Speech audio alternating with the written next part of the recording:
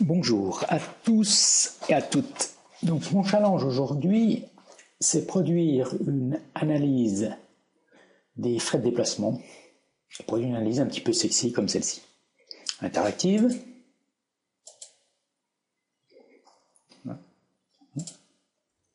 Simple clic me permet donc de visualiser mes collaborateurs, les frais par rubrique, hébergement, location, parking, par nature de frais de déplacement, ici par service, et donc si je veux voir le service juridique pour le mois de janvier, voilà, et je vois que donc Alice Moulin, a priori Alice Moulin est la seule collaboratrice du service juridique qui engage des frais de déplacement.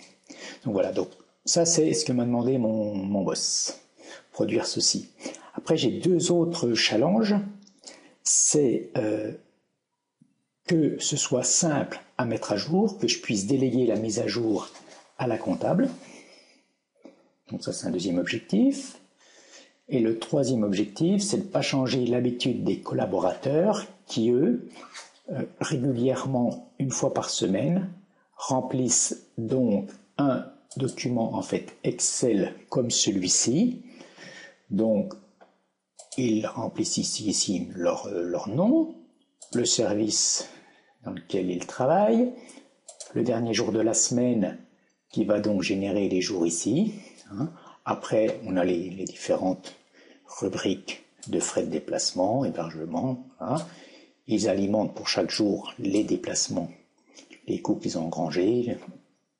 Et quand ils ont fait ça, ils enregistrent le tableau directement sur SharePoint, dans leur dossier SharePoint.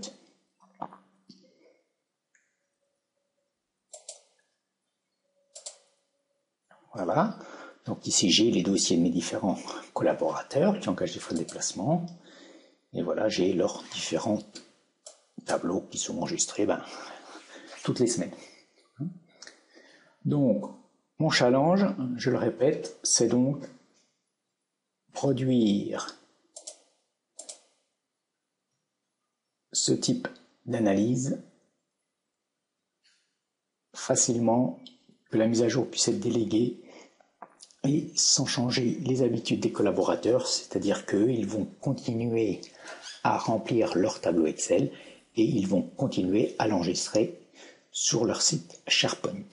Donc là, dans cette petite vidéo, je ne vais pas vous montrer comment on réalise cela, mais juste se mettre dans la situation de l'utilisateur, c'est-à-dire qu'une fois que le travail est créé, comment au quotidien ça se traduit.